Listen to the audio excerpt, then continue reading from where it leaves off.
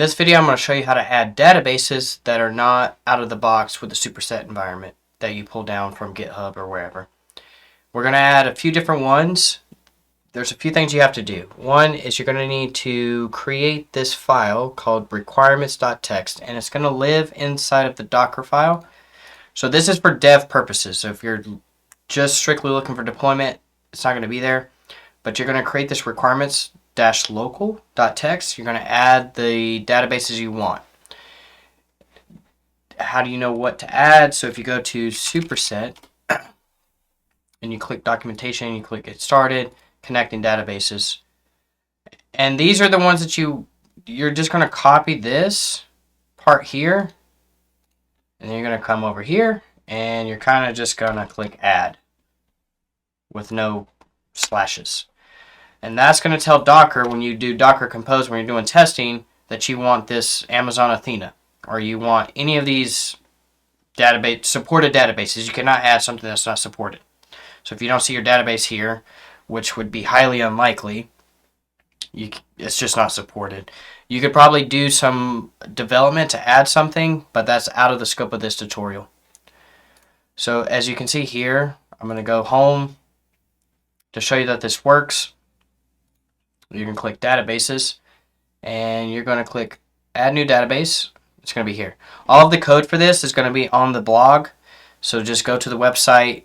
I have all the code listed there, but you can, I have Snowflake here. If I click Snowflake, it's going to ask me for a bunch of credentials, and then I click connect. We'll go through that, connecting Snowflake. I'm going to be using Snowflake for the rest of the tutorial, but the same would apply to any database that you're going to use. If I want Apache Druid, it's going to ask me for that. If you want, let's see, Google BigQuery, it's probably going to ask you for some JSON file that you need to upload in order to use it. One thing to note here is also, after adding this will install the requirements that's needed to support the database, but you also need to come to Superset config and you need to tell it which databases you want to use. Now, this is only going to show, what this does is on the front end side, it's going to put these databases here. So if I remove one of these, then all it does is remove it from here. But your supported databases should be here. So these are out of the box. Anything Apache related is going to be out of the box, and then anything that I add is going to be here. I think Presto's out of the box. Aurora is obviously MySQL, PostSQL, PostgreSQL, whatever you want to call it, is going to be added there. And SQLite, I wouldn't use SQLite, but it's there if you need it.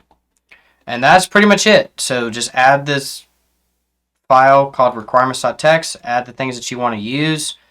This is what I use to give you a little bit background of why I'm doing this series, is because I worked at a company that used Snowflake, but Snowflake didn't have all the visualization tools needed, and the visualization tools that we had were kind of limited in terms of the data that was piped to it.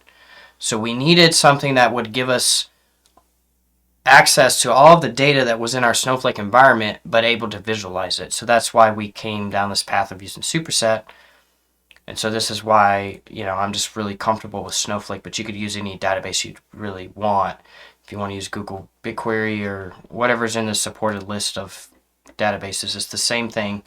You just want to copy that over here. And then when you do Docker Compose up, it's going to read this, it's going to get this file, and it's going to install overrides. So it's going to say, hey, they want this. This is what they want. The reason why I have this here is because Snowflake requires that the version be, it has to be 1.4 or lower until they do some upgrades, and then we could probably use a better version. But for now, I need it to use this because I want to use the Snowflake connector for Snowflake. But if you're not using Snowflake, then you don't need either one of these. You can just start piping in whatever you want, unless there's a particular requirement that's used. And I think if you go down here, for example, if I go to Snowflake, it's going to let me know in the documentation somewhere to use version whatever. And maybe they updated it since the last time I did this.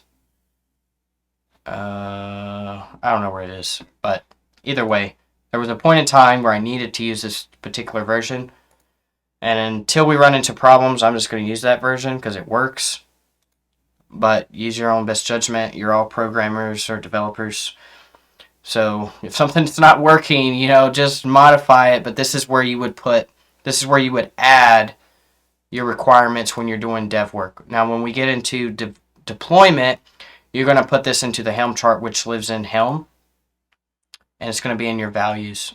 You're going to modify this file so that you tell it, like, hey, these are the requirements I need for this image. So when you build it. And we're also going to make it super simple. We're going to build our own image from Superset, so that's not always pulling the latest and greatest from Apache, because that could potentially break things. We're going to build our own image. And when you want to get updates from Apache, then you pull in those updates, you fix any changes that might be breaking, and then you rebuild the image and then push it to whatever cloud provider you're using at the time.